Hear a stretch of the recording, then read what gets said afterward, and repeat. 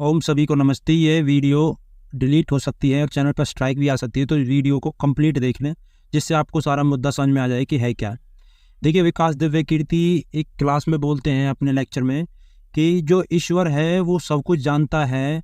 तो उसने जो दिल्ली में एक लड़की के साथ दुष्कर्म हुआ था बस में, निव्या के साथ, तो ईश्वर सब कुछ जानता है, तो ईश्वर ने उसे बस में क्यों चढ़ने दिया?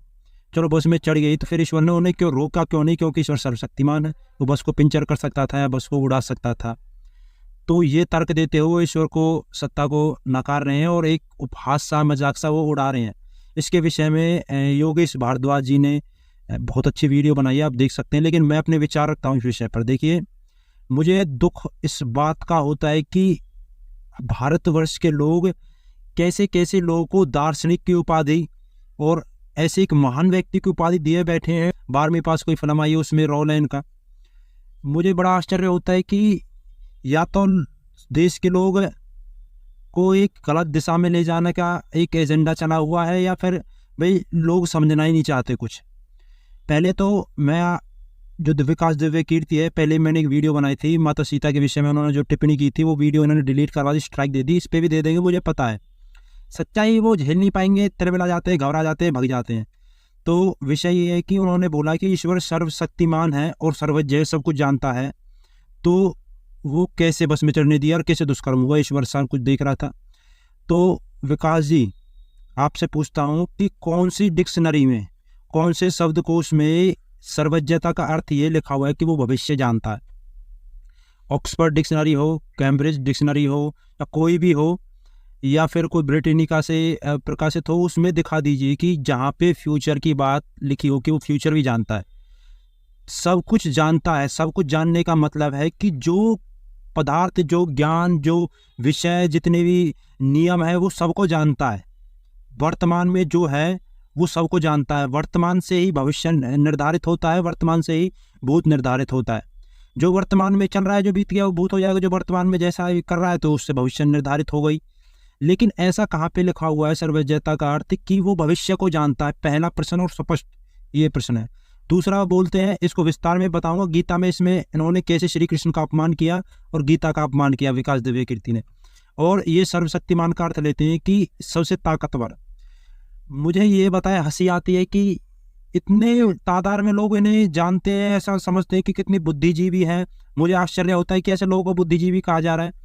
सर्वशक्तिमान का अर्थ ये कहाँ पे है कि किसी के पास है ताकत है जो उस काम को वो किसी के बिना सहायता के कर सकता है। जैसे मान लो मुझे कोई सिलेंडर गैस सिलेंडर होता है, वो मुझे उठाना है, मैं नहीं उठा सकता, तो मैं किसी की सहायता लूँगा, उठा लूँगा, तो मैं मुझे सहायता लेने की क्या जरूरत है?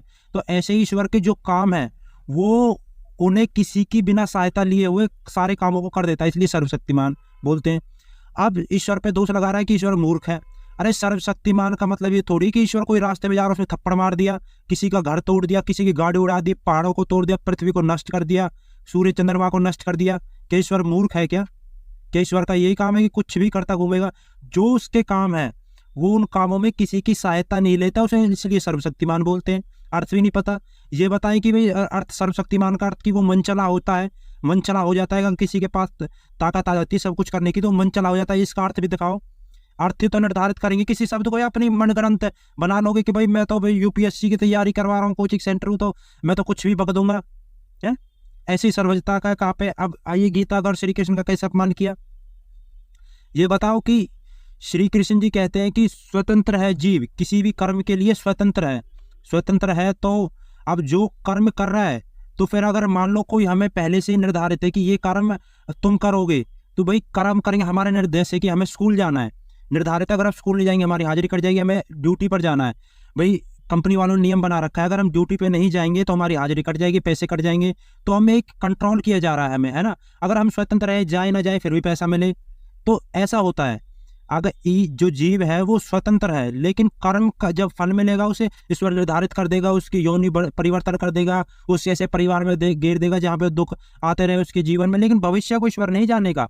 भविष्य ईश्वर इसलिए नहीं जानेगा क्योंकि जैसा जो भविष्य है वो वर्तमान पे निर्भर करता है। जैसा वर्तमान में जीव करेगा वैसा ईश्वर जानेगा। जैसे कि मान लो मेरे अंदर आई कि भाई आज मुझे फलानी चीज़ खानी है, मन में आई, तुरंत मैंने जान लिया। मैंने जान लिया तो ईश्वर हमसे भी ज़्यादा ताकत वो है, सूक्ष्म बुद्धि है उसकी, वो सब कुछ जानता है। तो जैसे कि हमने जो जाना तुरंत ईश्वर ने वो जान लिया। तो ईश्वर ऐसे जानता है, जैसा जीव करता है ऐसा ईश्वर जानता है। जो हम मान लो ईश्वर जानता है कि भाई जो प्रीतम है वो कल दिल्ली जाएगा और मैं दिल्ली ना जाऊँगा तो आगरा की तरफ चल दूँ, तो ईश्वर के फिर तो ईश्वर दोष आ गया ईश्वर में कि भाई तुमने तब वो समझा था कि दिल्ली जाएंगे, वो तो उधर चला गया। अगर मैं ईश्वर ने बोला कि मैं दिल्ली जाऊँगा तो फिर भाई मैं अधिकार कहाँ, मैं तो कहीं भी जा सकता हूँ, फिर स्वतंत्रता कहाँ रही जीव की, समझ रहे हो। और अपनी जो मणग्रंथ कहानी है ना, ये सर्वज्ञता का अर्थ ही है, और वो लोगों को नास्तिकता मत बनाओ। और सुनने में आया कि ये तो बोलते कि मैं आर्य समाजी परिवार से हूँ।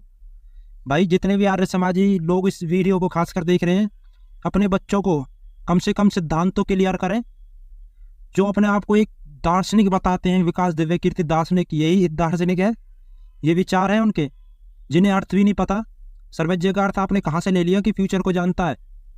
कृपया इस बात का स्पष्टीकरण तो दे दें। सर्वशक्तिमान का अर्थ की मंचना होता है, कुछ भी करने वाला। सर्वशक्तिमान के साथ एक मंचना और जोड़ दो आप, जैसे आप बता रहे कि वो कुछ भी कर सकता है, कुछ भी नहीं करता।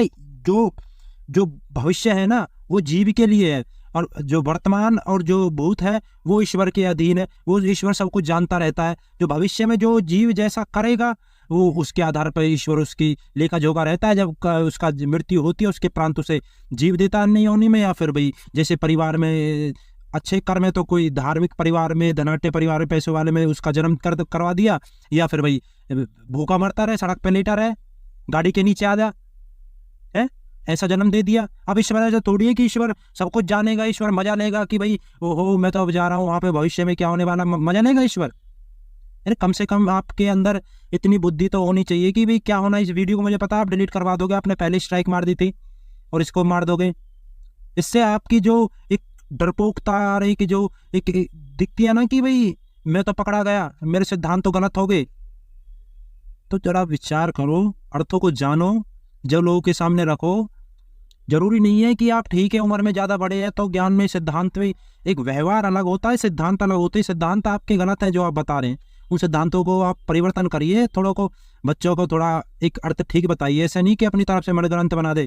विकिपीडिया में पढ़ लीजिए, ब्रिटेनिका पढ़ लीजिए, या ऑक्सफोर्ड पे पढ़ लीजिए, कैम्ब्रिज, किसी पे डिक्शनरी में दिखा लीजिए, है किसी शब्द को उससे ला के दिखाइए कि भाई इसका अर्थ क्या हो, कहाँ पे होता है कि भविष्य को जानता है, मंचना होता है, सर्वशक्तिमान है। तो कृपया इन बातों पर विशेष ध्यान दें और ऐसा ना करें। ऐसी नास्तिकता कम से कम ना फैलाएं। आप बहुत बड़े ओहदे पर पहुंच गए हैं, इस स्टेटमेंट से आप बचें, हम तो यही कहेंगे जी। और जितने भी दर्शक हैं थोड़ा विवेक से काम लें और बुद्धि से काम लें, जरा बचा रहे हैं। अगर श्री कृष्ण क्या कह रहा है कि जो भाई जीव स्वतंत्र है तो कहाँ स्वतंत्र रह जाता है जीव, स्वतंत्र नहीं रह जाता फिर, ठीक है ना। जैसे मैंने अभी उदाहरण दिया है कि भाई मुझे ड्यूटी पर जाना है, तो जो बॉस ने निर्धारित किया हुआ है कि इतने बजे तुझे आना है, नहीं आएगा उसके हिसाब से चलूँगा, वो दिन वहाँ पे बिताना है मुझे, काम पे नहीं बिताऊँगा, मेरी हाजिरी कट जाएगी, घर बैठ रही है अपने।